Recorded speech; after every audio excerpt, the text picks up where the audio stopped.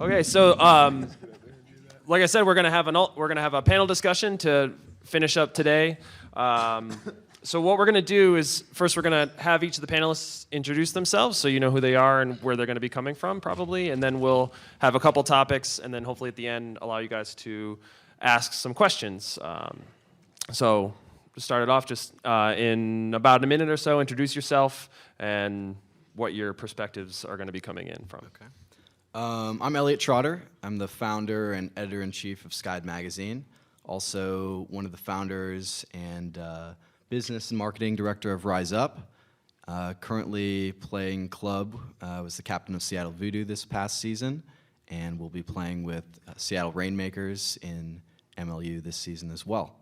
So my background comes from both a high-level player and from a media and education standpoint. I suppose that's a good place to leave it off. My name is Gwen Ambler, and I currently serve on the USA Ultimate Board of Directors as the Vice President. I'm also one of the captains of Seattle Riot, playing women's club in Seattle.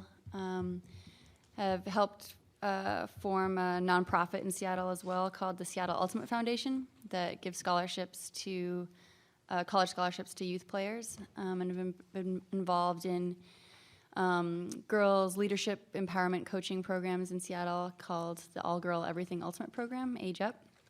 But I think a lot of the perspectives that I'm bringing to this panel are both from USA Ultimate as a national governing body of the sport in the U.S., as well as through a women's elite player and coach and organizer. Hello, I'm Brodie Smith. I play Ultimate Frisbee, and I love it. And basically, I just try to make as many people known about the sport of Ultimate Frisbee. I think a lot of people are still unfamiliar that there is a sport called Ultimate Frisbee, and that people run around and throw the Frisbee and have fun. So that is what I like to do. And my background is all from teaching in camps. I taught at a YMCA camp. I teach at Cut Camp over in Chicago. I'm doing Ultimate Peace this year. So I do camps, and I taught for a year, and then I obviously play in the AUDL. So I'm just really looking for promoting the sport and getting more people to play.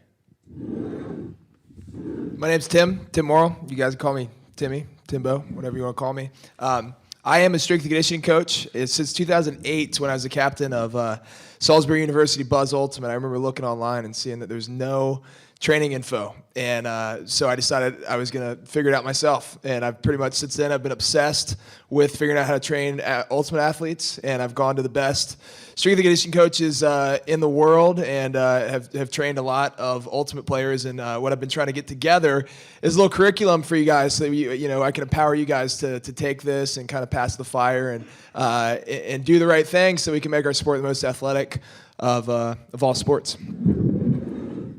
I've got one, thanks. Now, I'm old school, and I'm here to say, get off my lawn and get out of my way.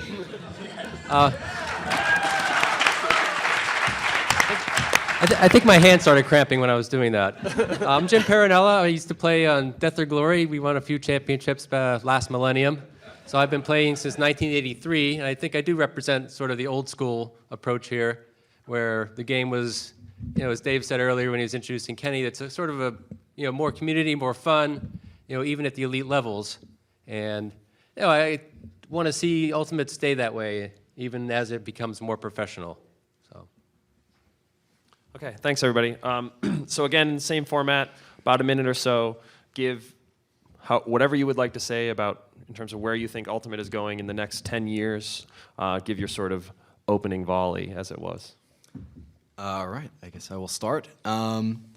This is definitely the big question, and it's easy to say where you want Ultimate to be, but I think that's different from where Ultimate is going to be. And getting a little bit metaphysical, making that differentiation is really important. And I think I can speak better to where I want Ultimate to be rather than where I think Ultimate is going to be. I think right now Ultimate is in a period of renaissance. We're doing new things and figuring a lot of things out, and there's a lot of pathways that are opening up, but we're not quite certain where they're going to end up. So it might be a little bit of a cop-out, but it's hard to say where Ultimate is going to be. It might be in the exact same place it is now in 10 years, and maybe that's not a problem. But where I want Ultimate to be, I think I'll steal a line from Brodie that I want everything Ultimate. I would want Ultimate to be as big as any other sport in America, in the world. In 10 years, Ultimate may not be the biggest sport in the world, but I think I want it to gain some substantial ground. I'd want to see some of these pro leagues succeed, or maybe that just becomes one pro league succeeding. I'd love to see value placed on the College Ultimate Series. I'd love to see every kid in America having some background in playing Ultimate, and I just want to see the sport grow everywhere. Great. So it's interesting because the USA Ultimate Board just went through a series of designing the next strategic plan for the organization, and this question of what's our vision for the sport, what's our vision for the organization, was a big part of that. And I mean, definitely, Elliot's right. It's hard to predict, but I think part of that vision that I see as Ultimate is really widely known. It's widely respected. It's played all over the U.S. It has a certain amount of visibility on TV, internet, that there's a sphere out there where Ultimate is very visible, both for men's and women's division players are known and aspire to be. There's, youth players can point at players of their role models and their idols and have a clear path if you're starting out in middle school. You have your idol who's playing on top team, and you have a very clear path to get there of how you could be the next whoever in 10 years is going to be those next players, of which teams take you to that level. And yeah, I think my vision in the next 10 years is that Ultimate, instead of having 25 high school state championships or around there right now, it's at all 50 states, and it's completely spread out through the whole country. Okay, I'm going to actually agree a little bit with Elliot on this one and say I actually have no idea where Ultimate's going to be in 10 years. And if anyone does, I would love to talk to you and hear where you think it's going to go. And then I'll also say I think my opinion probably is not the same as a lot of people in this room, and I know that, and that's okay. But I think the question, like, where do you see Ultimate going, I would then ask you, what part of Ultimate are you talking about? Because if you told me, where's basketball going, I could tell you where I think the NBA is going. I could tell you where I think the Olympics basketball is going. Those are all different parts.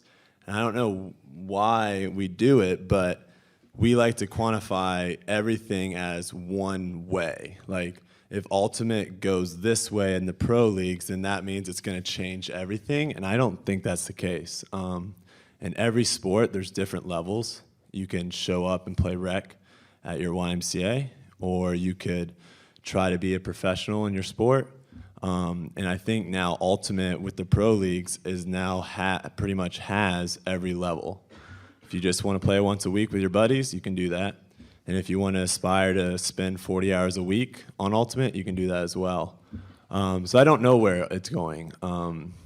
But where I would like it to go is I would like every person to have the opportunity to play. And right now that doesn't exist. I would love a kid that's in middle school to have an opportunity to play, but really I think the first part is trying to get into high school, because right now you have kids that want to play in high school and they can't. It doesn't exist. And so I want kids that go into high school and go, I don't actually want to play football. I could, I don't want to. I want to play Ultimate. Now, saying that our sport's going to be really popular because it's better than every other sport, I think is a little naive, because I think every person says that about their sport. If you love basketball, you're probably going to say that's the best sport. Like, I honestly don't like baseball, but there's people in this room, I'm sure, that's going to tell me that baseball is awesome. And I think that's just the case. Some people are going to like Ultimate, and some people are going to hate it. But I want just to give every kid the opportunity to see if they love it or hate it. And right now, that doesn't exist. You have a lot of kids that just don't have the chance of even seeing if they love or hate it. And that's what I'm really looking to do, is give the kids the chance to say, this is actually something I want to try to do. I'll comment on this from a training bias. So I think right now we see a lot of kind of an endurance quality, and we would compare Ultimate players to soccer players or something like that. And I mean, like Brodie, the Florida style Ultimate, where it's just like a marathon. Like, I'd ask him, hey, is Ultimate more like a throwing a shot put or running a marathon? He's like, well, with Florida, we got like 9 guys and we're playing a tournament style weekend. This is more like a marathon. I think it's going to go further and further to the other side. Like, you guys get super fired up when we see big plays on ESPN. The only plays that are going to be on ESPN are the big explosive plays. So I think that you're going to see a lot more of the kind of football style looking players and football style training. I mean, if you look at, for me, when I think the AUDL kind of MLU professional ultimate prototype, I think of Jonathan Goose Helton. And if you look at that guy, he looks like he's a football player. He's going to be the one making the most explosive plays this year, and he's the one who's going to be on ESPN the most. And people are going to see that, and people are going to start to want to be like him. So their training's going to mimic him, and it's going to look more explosive, at least at the higher levels. You already have a mic. Again with the mic, huh? Oh, I always like to try to catch the Frisbee wide open like that without having to sky people. But that's the huck and hope for you. I think Ultimate's already been experiencing some growth. We've had a lot of trends in the last 10 years of basically increased professionalism all across the levels of Ultimate. I think that's going to continue. I think we're starting to see people that are making a living related to Ultimate, and that's going to, I don't think we're not going to have a whole crop of people, but there's going to be more and more people that are doing things like Tim and Brodie, creating their own brands where they're living Ultimate, like all of us would have liked to have done at some point in our lives, I think. So there'll be enough people that 100 people or 500 people in the country are going to make a living related to Ultimate. And otherwise, though, I think mostly just incremental growth, but I still suspect there's some kind of split is going to happen. The elite might break off, the US might break off, they'll take over WIFDIF, kick them out.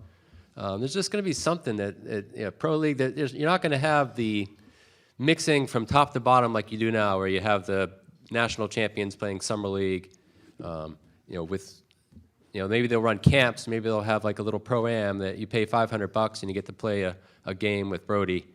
Save your money. But maybe that'll happen. I think that you're not going to see, you don't see Tiger Woods playing golf at the local muni. So I think we're gonna move that way. So Can I add to that? Yeah. I actually think it's interesting, right? Because that doesn't exist in any other sport. Like, I want to play with LeBron James. It's not going to happen ever. I want to play with Tiger Woods. It's never going to happen. And I think that adds something to the sport, because I think when you have everyone playing with each other, it takes away a little bit of the, okay, this is, when you have like a national, like a Boston team playing a high school team, and you have people watching that, people are going to be like, what is going on?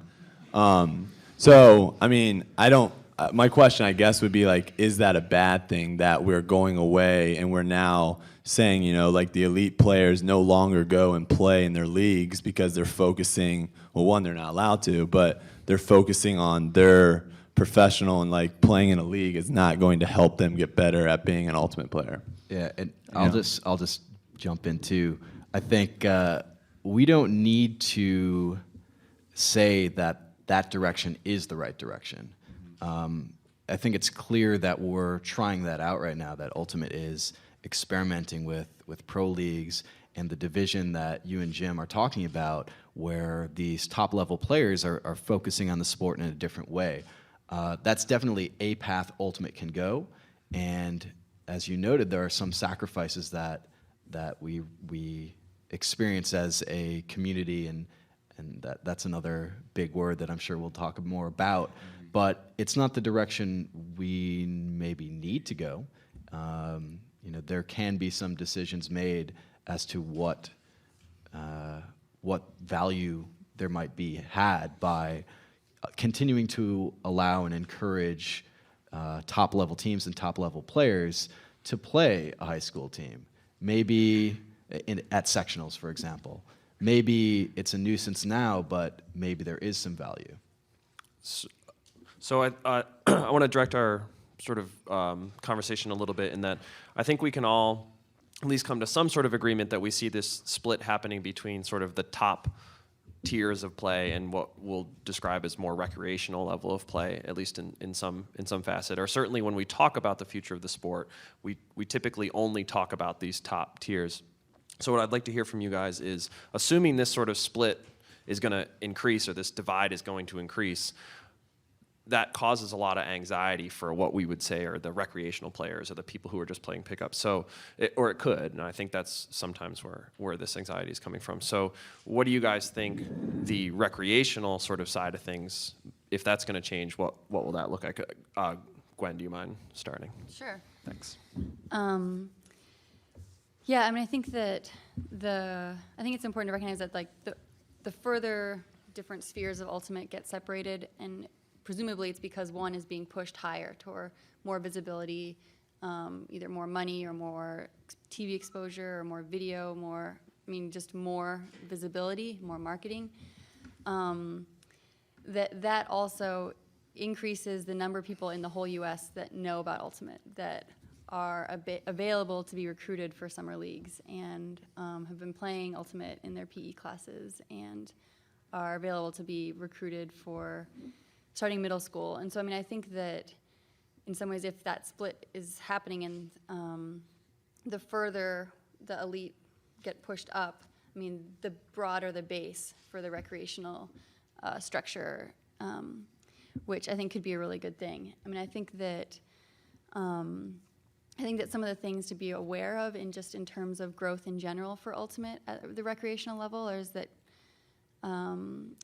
in the history of the sport so far, I think that a lot of recreational play has been very community-based and in a sort of small set where you can go to a summer league and know almost everyone there, and that I think a lot of sort of the community culture and spirit of the game ethos and the way that that's taught and the way that that's passed down is in some ways dependent on that type of small community where you know everyone and you have other interactions. Maybe you play with some of those players. So I think that that's something that to really be aware of, especially at the recreational level where there's less instruction, less coaching, less sort of systematic ways for information to get passed down, that as the number of players increase, there needs to be some thought into how to introduce new players to the game at the recreational level that still maintains spirit of the game. I'll just say an example of like the split and whether or not I think it's good or bad.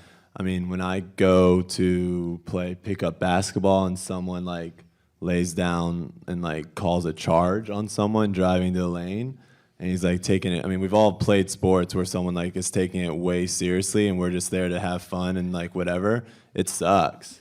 Like I normally leave, or you could be that guy where you go to a pickup Frisbee game and you're calling travel and you're telling people get in a stack and you're saying all this stuff, and people are like, it sucks. So that's why I'm all for like different separations because everyone wants different things. It's terrible playing on a team where you're there to have fun, obviously, because that's why you play the sport. But your second reason of being there is to win. And someone's there because they're trying to lose 5 pounds. And that's their second goal. And it just sucks to be on a team like that. And so I think, and we've all been on teams where people have different agendas why they're there. And those teams aren't really fun to play on. The most fun teams I've played on is when everyone is on the same page. And so I think the split is now taking the people that want to take the sport that they haven't had, and they want to take it to a different level. Everyone that's signing up for that is on that same page. And if you want to not take it to that level, it doesn't mean you can't play anymore. We're not like vanishing the club level. We're not taking away leagues. Those things are all existing. All we're doing is adding something that hasn't been there for apparently in a large percentage. It's actually a really small percentage, but a lot of people, enough to field 2 pro leagues apparently, to now have a place for them to play. And that's something that, it's just like, okay, we're going to do away with leagues because we don't like them. You're taking away something where people really like to go out and play League Ultimate. So I think we're just adding something, and I don't think it's really going to take away from the game. Yeah. I think it's going to actually help it because people aren't going to get pissed at you for taking it too seriously. I think you're absolutely mostly right, and I totally believe that recreational level is always going to be there, and we're going to see these different levels. More likely than not, that's the direction it seems like things are going, that there are going to be these different levels. But there's always going to be some guy or some girl that wants to play a little bit more intensely and ends up in a different league. There's always going to be a Brodie Smith out there. But I think that the difference is, as Gwen was touching on, there are going to be these different clear pathways now. Like, yes, if you want to go play recreationally, there's a place to play it a little bit more seriously, and then there's a level above that, and then there's maybe the pro level. I think what's maybe interesting about that discussion as well is the culture of those levels and the culture of recreational play. And this might be a button where Ultimate has roots that are different from other sports, and as to whether or not the culture that currently pervades Ultimate will continue to exist in those recreational leagues is as much a discussion as how those recreational leagues will look. So I guess the question I want to ask of the panel is, so I think, if you look at 10 years ago or whatever, you would have a lot of mix between these elite players at the places like Potlatch and Poultry Days and those sort of things. And you would see more crossover than maybe you even do now, or certainly I think as we look going forward, you could see an easy scenario where that crossover would sort of start to end. So is that something that we as a community should be addressing? Is that something we're worried about in terms of that? I think because those are sort of the easily most recognizable levels of quote-unquote recreational play, which a broad stroke of our community would consider important.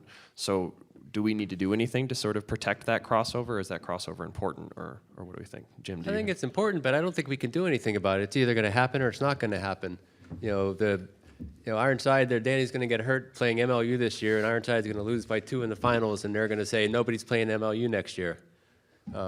And that, sorry. The future of Ultimate. The rules are going to. It's the players themselves are going to be the ones determining this, whether your team can play. Like we always would, as you got closer to the nationals, say you're not doing that. What are you going to be stupid? Like you're going to be at nationals hobbling around, and somebody's going to say, "How'd you get hurt? Lay out block?" No, I was playing beer frisbee, and I tripped over my overalls. So it's the players themselves and the teams themselves are going to be the ones setting the rules, and we can't really dictate what's going to happen. But it would be sad, I think, if we do lose that. Like I enjoy playing recreational and playing Parinella, and I like having fun at those tournaments. I play to win, but I don't do everything I can to win. Like at Parinella, I like going out until 4 in the morning and trying to play the next day. But so when I'm out there, if I'm awake, I play to win. But yeah. I think that one of the interesting things about this split is that I think right now there are some tournaments like Parinella or Potlatch where it's very explicit that those are fun tournaments and that there's a recreational goal to them. And then there's also a lot of other tournaments, like I would say in club circuit, like Labor Day, where it's a serious tournament, but there's this definite party element to it as well.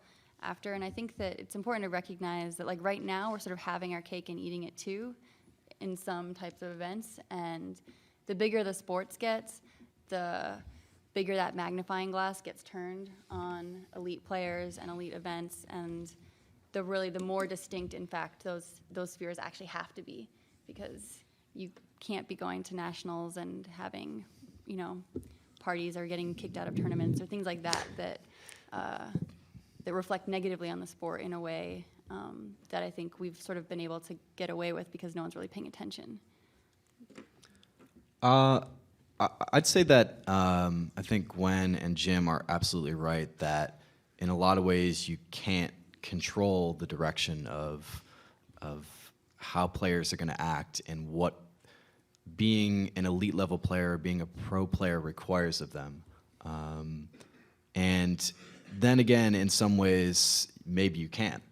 And I think there's always going to be players that will seek out fun and a different brand of how they approach the game.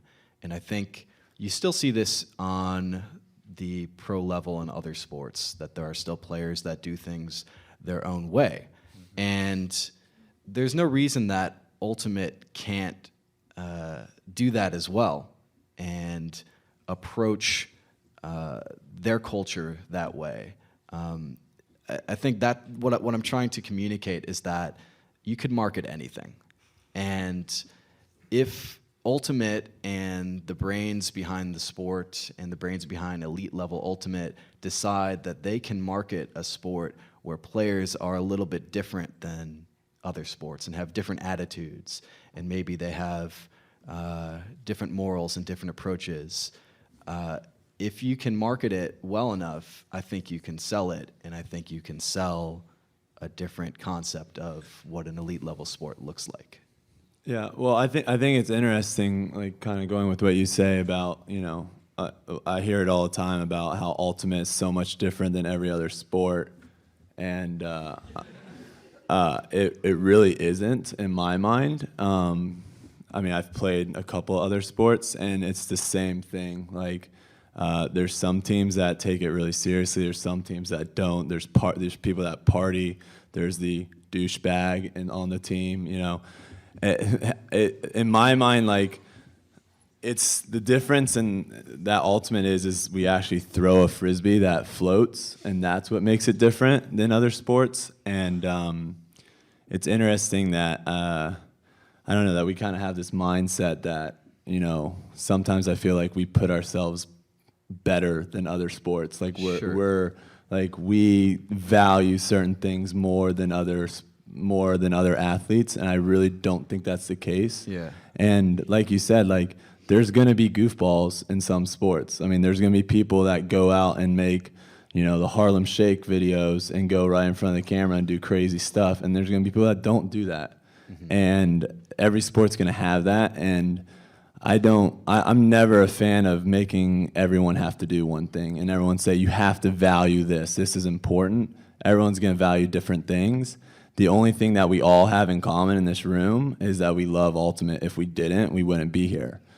That's the only thing that everyone in this room have in common. There's nothing else that anyone in this room has in common with everyone. So I think it's difficult to try to say, hey, we want the sport to go in this direction. Yeah. And everyone has to do it like this, because there's a lot of different people. Okay. I absolutely agree with that. And at the same time, I think you have to look at the way this sport started and where it came from. And looking at that, you'll see why Ultimate, as a insular and small niche community, may act a little bit different than other sports communities right now. Mm-hmm. Maybe in the end, we're not different and we seek the same things and we're moving towards the same goal. But at the moment, I think you could look at Ultimate as a community and say that maybe their values now, because they're a smaller community, are different than where they'll be. And maybe if you look at the inception of other sports, you'd see similar aspects that, similar, maybe not quite a similar looniness, but there could be elements to other sports that were drowned out eventually by professional. And maybe Jim could speak more Yeah. on this. Well, one of the commenters on SkyD and that Lost Your Mojo. It's Skyed. Sky. Oh, whoops. It's not a pronunciation guide. Come on.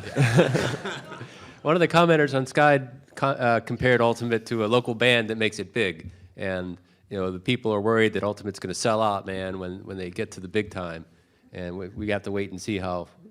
Try not to sell out and keep our independence to us.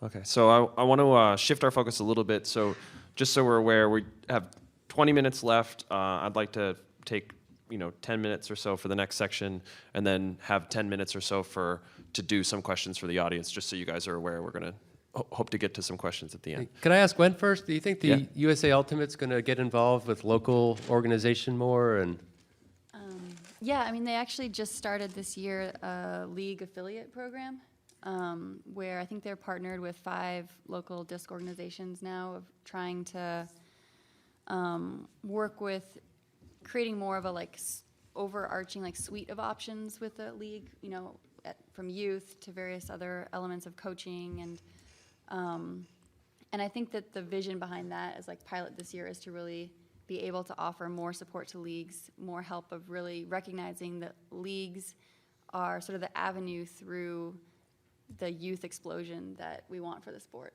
And you want to claim 250,000 members?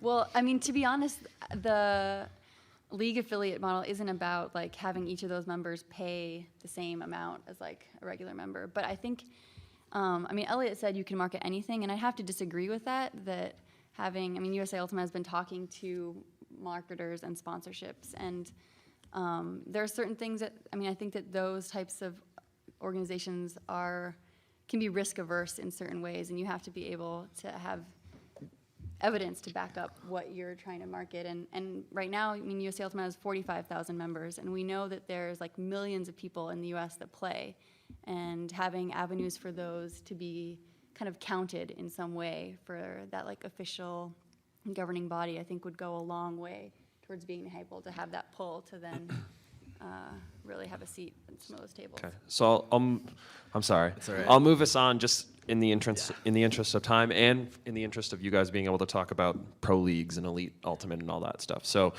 with that said, I would like to spend the next 10 minutes or so sort of where do you guys think we're going at the top of that competitive pyramid for whatever that may look like. So I'll open that up to whoever would like to start, particularly that end of the table. Well, it's going to happen. I said it's going to be a split. Elite teams are going to play only elite teams, or there's already a move with the Triple Crown Tour. They can skip sectionals this year, and I think it's mostly for the good.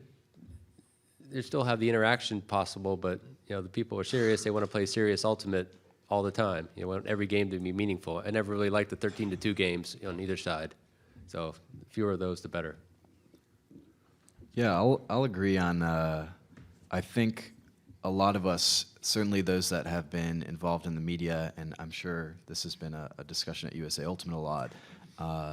The format of tournaments is not necessarily conducive to the highest level of play, nor is it conducive to being able to communicate what's going on and marketing. From a spectator standpoint, going to a tournament is impossible. It's usually in the middle of nowhere, and you don't really know what's going on because the only place you can find information is a printout version of Score Reporter. And I think that this presentation of Ultimate needs to change if we're going to market the sport to a different level. So having one game, having a clearer understanding of what the sport looks like, of how people can interact with it, is the right direction for marketing it.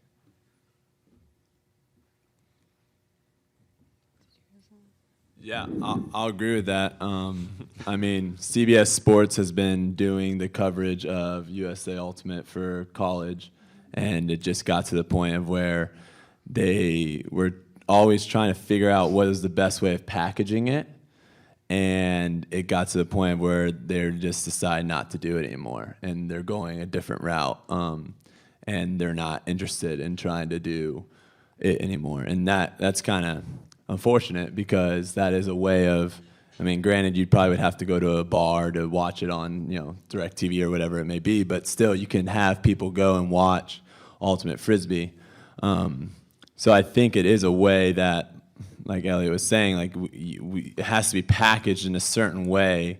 The elite level has to be packaged in a certain way that people are going to be wanting to watch it, and not just Ultimate players, because really the amount of people that play Ultimate that actually watch Ultimate is a very small number, and not enough for any company or anyone to really look at and go, yes, I want to get behind this. So it's got to be packaged in a way that someone that's never seen Ultimate before starts watching it and doesn't like turn away and say this is stupid. So I think the packaging and everything like that's very important. So I have a follow-up question to that. It's actually going to be to Tim.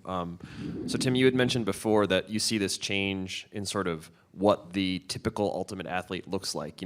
20 years ago, they look like a cross-country runner. Maybe 10 years from now, they look more like a corner or something like that, a cornerback.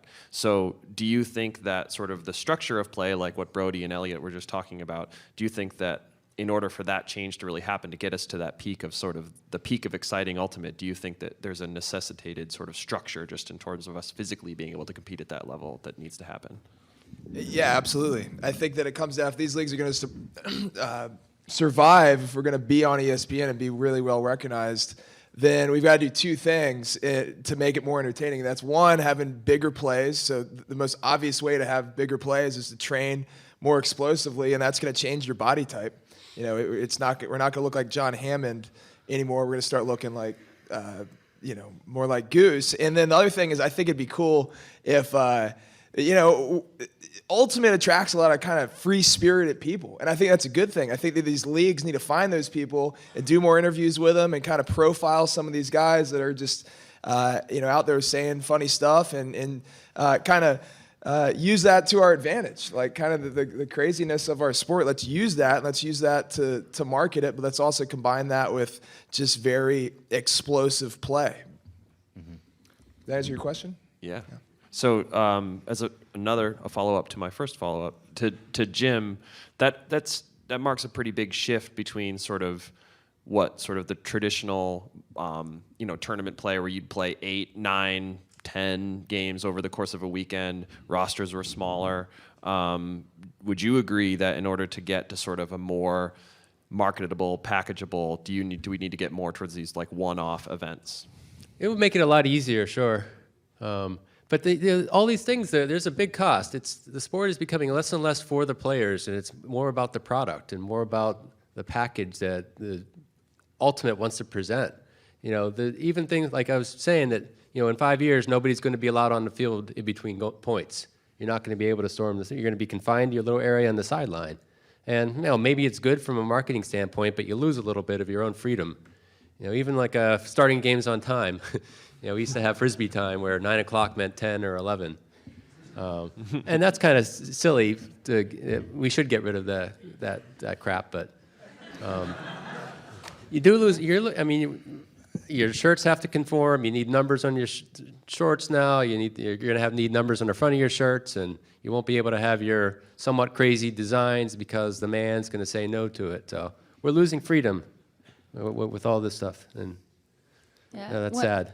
One thing that I want to say about in terms of this idea of like match play or sort of smaller tournaments, smaller groups, is that I think maybe club division right now is sort of moving in that direction, but I would say that the college division right now is in the opposite direction, where at least in the women's division, tournaments are growing and growing in size and growing in divisions, and I think that has actually been an awesome thing for the development of that division. So I wouldn't say that there's also a one-size-fits-all approach, and that I think especially in college where a lot of these teams are, they're self-funded. There's, maybe in 10 years there'll be, maybe NCAA will have women be a varsity sport. I think women's Ultimate has like a sort of a better shot at that than men's does even, just with Title IX stuff. But for the most part, I mean, having larger tournaments where you get a variety of games and it's one centralized location makes financial sense. That I don't see that going away anytime soon. And the one thing I would add, though, about the like elite pro thing is that right now the discussion is sort of assuming, it seems like implicit that it's all men. And I would actually challenge people in the room to think about like what opportunities there would be for showcasing women's events at that same level. I mean, right now, none of these pro leagues are really making any money anyway, which is always the argument against women's pro leagues. So that isn't really a viable argument. But I mean, I think that Ultimate actually has evolved as a sport very differently from a lot of other sports, with both genders being really involved in the growth and promotion, and sort of part of the community in equal sections in a lot of ways. And so I would also challenge, I think there is a vision for the future where there's a women's pro league just the same as there is a men's pro league. And it's disappointing that there aren't more people talking about that, because I think the reality exists that women are just as skilled and could be just as exciting for other players to watch. I think that touches on another issue that I'm trying to touch on, which is that we don't need to be like every other sport. And I think a lot of previous discussion that some of us had is that in some ways USA Ultimate might be trying to guide the path of everything from the elite level to the youth level, and maybe trying to decide what our community values are. I don't think that's necessarily wrong. Maybe they're biting off more than they can chew, but it could very well be a private enterprise setting what the values of a private league are as well. And I think some things that Gwen touched upon when it comes to men's and women's Ultimate is that what is kind of exciting and unique about Ultimate right now is that we have a culture that does not discount women's Ultimate. We value it. And I think a lot of other sports look at women's version of the sport as something lesser, whereas I think Ultimate is trying to push that it's different and it's awesome. And I think if we can continue to push that, that is good for everybody. What about mixed? What's that? So what about mixed? I don't know what that is. So I'll let chance for anybody's final thoughts on elite level Ultimate, and then we'll do questions, and we have 10 minutes left. Cool. Can I kick this one off? I think the one thing that hasn't quite been expressed is that we've got two pro-ish leagues right now, AUDL and MLU, and they're playing something that they call Ultimate or Ultimate Disc, but it isn't necessarily Ultimate. It's played on a wider field. There are some different rules, and I don't think necessarily these two leagues are stuck on the way that they're doing things, but they're experimenting. And the game that they're playing may be an experiment that is not accomplishing the goals that they are seeking, which is to make Ultimate more exciting and more marketable. But I think a lot of us, and yeah. Well, I was just going to ask you a question: is don't other sports have different rules? Absolutely. So, but in basketball, if you go there if you're a 5-year-old and you're playing basketball and they allow you to travel and double dribble, right, that doesn't mean you're not playing basketball. I think you might be looking more at like referees and some of the specifics of the rules. I think I agree with you absolutely. I think looking at specifically a wider field and what that does to Ultimate and what that creates is interesting. And in the limited experience I have watching AUDL games and playing in the MLU and experimenting with a wider field, my concern is that the goal of creating this faster pace, more exciting Ultimate is not being accomplished by a wider field. That instead we're creating a sport that showcases good throwers and eliminates the opportunity to create a flow that has deep cutters and exciting plays towards the end zone that materialize. I think we end up with a sport that looks a lot more like soccer, that is a lot of disc movement, and maybe that's exciting initially because people think hammers are really cool. But in the end, personally, I think what's exciting about the sport is seeing plays develop and materialize, seeing battles in the air. And I think a wider field takes some of that away and puts the emphasis in the wrong place. So, Brodie, do you want to have a rebuttal on that quick, or are you cool? Sure. I mean, I think, again, everybody likes different things, right? So if I'm a football fan and I really love running the ball, I'm not going to be a fan of a team that throws the ball 60 times. I really want to see them just hand it off to AP all the time. Same in Ultimate. Some people think the right way of playing Ultimate, emphasis on right, is passing it a lot, making smart throws, not doing anything high risk, where other people think the right way of playing Ultimate is just throwing up huge hucks and hoping your taller guy skies the other guy. There's going to be some people that like watching that, and there's going to be some people that like watching the other thing. And I think some teams are going to play that way, and some teams are going to play the other way. And it's just the fans are going to get to decide what they like to watch, what team they really like to root for. And so I don't think there's a right way of playing the sport. I agree. There's no right way to play, but if you're playing Ultimate on an ice skating rink, it's a little bit different from playing it on grass. Okay, so we got to go to questions just because I want I to. would agree. Yes. Okay, so we're raise not your hand if you playing got a question. I will promise you we will not get to everybody, so I'm sorry ahead of time. In the gray shirt, just because you were the first one I saw before. Yeah, stand up. So my name is Paul, and I'm the youth director for Better Disc. And the question is, Pro League need fans and youth basically because kind of the kids that get excited about it. And so you need it. It's not just a mission; it's also you need for a business model, right? And for people that work with school districts and stuff, the spirit of the game and self-officiate is a selling point. So help us to get more kids involved. So the fact that Pro League use ref actually create for us a problem. Because at the point they get excited about Pro League with refs, and it's difficult for us teach something that is not really the ultimate. So in that sense, there's something that work in the business model. So the question is, just to repeat in case people didn't hear it. The question is, for lots of people who are doing youth outreach, spirit of the game and self-officiating and conflict resolution is a very big selling point. And so, for parents and kids. And so, as if pro leagues are moving away, even if it's minor steps away from taking those responsibilities out of the hands of the players, is that a negative thing? Is it possibly going to hurt? And how do we address those? Briefly. Anybody who wants to go ahead first. Yeah. I'll go ahead and answer. It's a very tricky thing. I think a lot of people don't realize how many people are not willing to play Ultimate because it's self-officiated.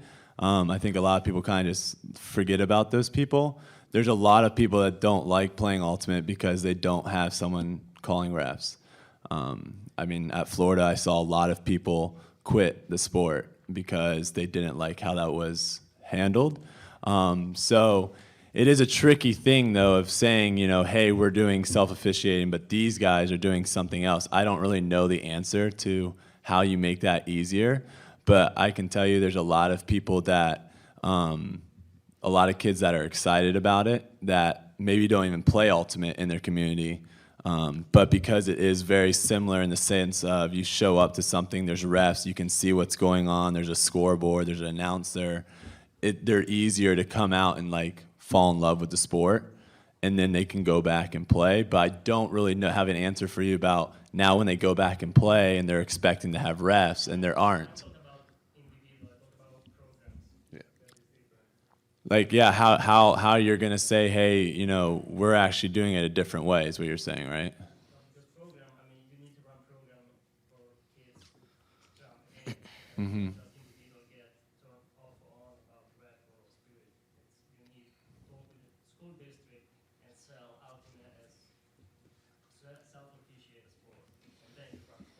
Yeah, I Okay. think that that's getting at some of the issue. I mean, Elliot mentioned some of these pro leagues are a little bit of experiments, which, I mean, experimentation is great. I mean, that like pushes the sport forward. A lot of, I mean, current rules were, experimental rules and eventually got pushed in. But I think that it's worthwhile acknowledging there are cons to experimenting. And I think you're highlighting one where there's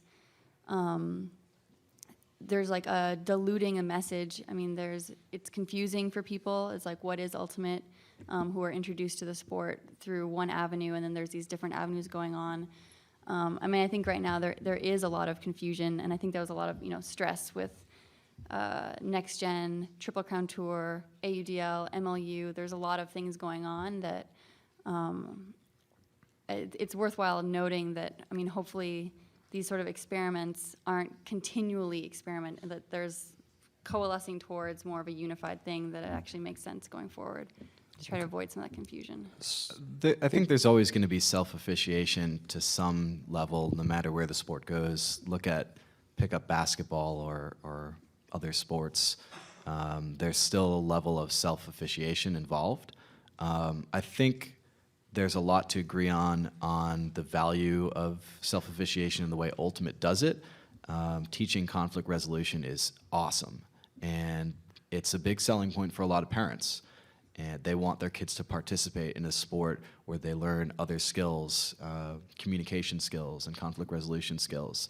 And, I think I agree with Gwen and Brodie, like it's a discussion that doesn't yet have an answer, especially when we look at these pro leagues. The ideal is for the situation of providing spirit of the game for youth, and maybe that doesn't necessarily work on the college level, maybe it does. But looking at youth moving towards pro, we'd have to kind of create a scenario where if spirit of the game is super important to youth and we can influence it through pro, what does that look like exactly? Does that mean that when there's a conflict on the field, the lights dim and a microphone pops down and they have their little discussion, Shakespearean sort of thing, and it becomes as much a slam poetry event as it does Ultimate? Maybe that's an extreme version of it, but we don't know what it looks like yet. And, it's as much going to be about what sells as, what benefits the community for these private organizations. Okay, so we got to... Observers. Observers might be So the answer. we could have a whole, I'm sorry, but we could have a whole conversation. We could have a whole day of conversation probably just on that topic. But I do want to try to do at least one or two more questions. So, sorry, Russ. In the back. I'm sure your question was great. Go ahead. Yes. So thinking about the discussion that is being had so far, Gwen said that women aren't really being discussed, and I think that's true. I think that we only had 31 women's club teams this year, so splitting the elite and the developing is not a place that women are at. I don't mean women, I mean the division. We don't have enough female athletes to fill a mixed and a women's division. So I would love to hear from all of you, and I thought your comments about the fact we support our women athletes were really interesting, because the women's panel actually was discussing the Exact opposite. Oh. But I would love to hear from each of you, where are women, where are female athletes in the future of Ultimate right now in your eyes? So just to repeat the question again in case people couldn't hear it. The question is, there is disagreement about whether or not we are supporting women enough, and how do we continue, or how do we push to make sure that we are supporting our women's teams and our female players enough moving forward. Anybody? I think from a SCID perspective, looking at how we approach women's coverage might be a good glimpse into the state of women's ultimate. And I didn't attend the panel, so I'm probably saying things that are from just my perspective, which are probably unaware. But I think the reality is that women's ultimate is not developed to the same place that men's ultimate is, and that doesn't mean it's any lesser. It just means that it's in a different place, and maybe it will evolve more slowly than men's will. when it comes to Skyd coverage, and we often get a lot of complaints that Skyd or other media sources are not covering women's ultimate as much as we should be. And, I won't get into where Skyd is in terms of volunteer organization and professional organization, but Skyd is an organization that rides the passions of its contributors. And very often we've found that there are people very excited to talk about men's ultimate, especially on the college level, but the women's college players are still finding their voice. And I think that's fine. I think that's a testament to maybe where women's ultimate is, that it's still moving towards a place where women's players are realizing that they have this voice and they have a tool to communicate and push themselves as well. So I guess that's the best way I can explain my perspective, is that that's what we're seeing in terms of how people are communicating their division.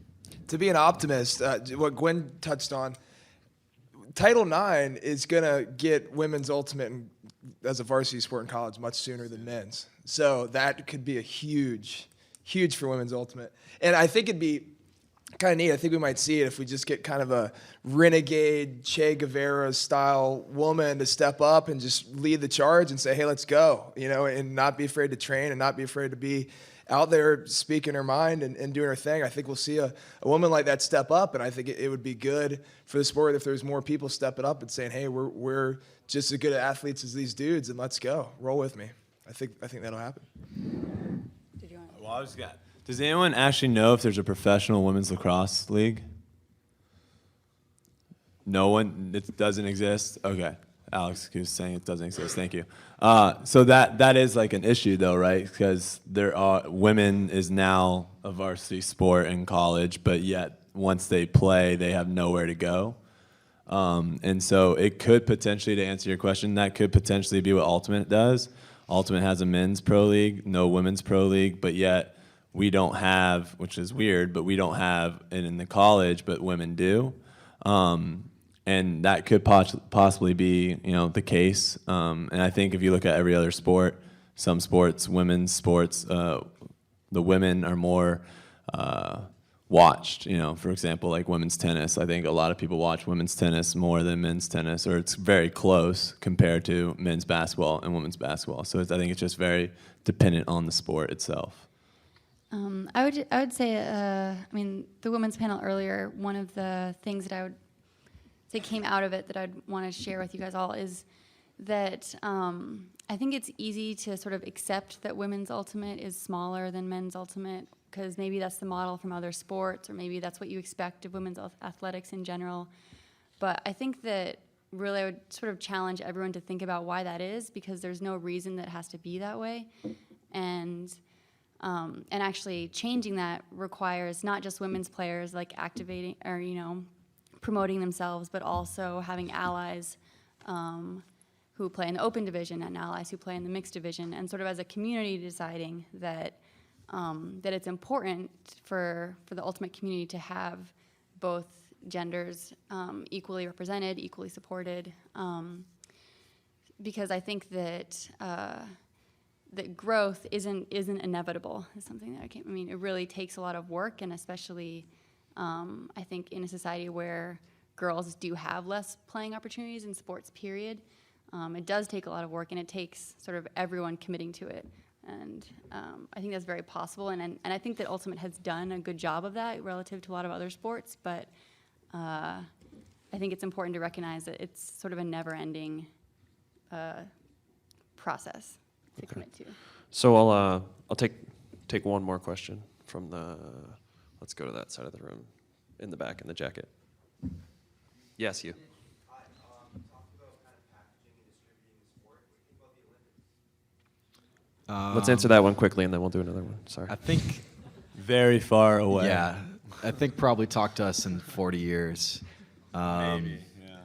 They're eliminating The- team Olympic sports. I think Gwen is probably going to be able to speak a lot more to this, but yes, there's all this talk about team sports being eliminated from the Olympics. Well, that's fine. I think Ultimate is still not as world renowned and played all over the world as much as it needs to be in order for it to be an Olympic sport. It needs to be played in, I think, X amount of countries, and we're at like C right now. Okay. So we're 10. Okay. Yeah, I Okay. mean, I think there's a lot of intermediary stages between where Ultimate is now and where it would have to be in the Olympics. And I think that both WIFDIF as the international federation and USA Ultimate as the national governing body are working with the International Olympic Committee and the U.S. Olympic Committee, sort of even being recognized as an international federation or as a national governing body. And so, I mean, there's like steps that are being taken to even be a part of the U.S. Olympic family, which is well before you ever even would get to the Olympics. Yeah. But I think that those, like, the vision is to like take those steps, but it's going to be a long time. Okay. So last question, Ben. Yeah, with apologies, it's not a question, it's a comment. You snake. Now you tell us. Well, I wanted to say something because I think that it's been a really good discussion, but I think that a lot of the panelists have been really too polite. And so I wanted to lay out a very stark view here, Lay it down. which is that I think that what we love about Ultimate is only partly a feature of the structure of the game and the fact that Frisbees float in a cool way. And that where the game is now, as Jim was saying a bit, as Elliot alluded to, is a real function of the fact that we have this higher ideal of what competition means. And so, of course, sportsmanship is possible without spirit of the game, but Ultimate has developed in the way it has because we focused on this aspect of it, right? Like the community aspect of the sport, the fact that I'm friends with people in this room who I've never been on a team with is a function of the type of competition that our sport has encouraged. And that has happened because the goal has been to create that competitive experience for players. And now we're in this phase where we're talking about how to increase the sport's visibility, how to attract fans, how to make it a business, how to monetize our playing. And that's great. I'm not against that, but that should be a secondary goal, not a primary goal. And this is why I say, because you cannot change your goals without changing yourself. You absolutely can't do it. And the top level of the sport matters. It just matters. Like the best players in this game are the custodians of a vision of what it means to play unbelievably great Ultimate. And I reject the notion that we have to like be subject to the forces of professionalization and what happens is going to happen. No, we can choose. We can say that we don't like it. We can disagree about it, but we can say that we don't like it. We can say we don't like refs. We can say we don't like changing the dimension of the field. We can say that we don't like it when we see interviews on YouTube of players talking in cliches, just like they see basketball players doing, right? That's what football is. That's what basketball is. That's not us. And we can disagree, and that's fine. But I'm saying, let's have a debate. Let's not say, like, what's going to happen is going to happen. And my position in the debate is let's keep the primary focus, what drives our sport, on what gives us, the players, the best competitive experience, and leave everything else as secondary goals. Sure, it's going to shape us. It's going to shape our direction. It's going to shape how we do things. But number one, what is giving us the best competitive experience? And I would...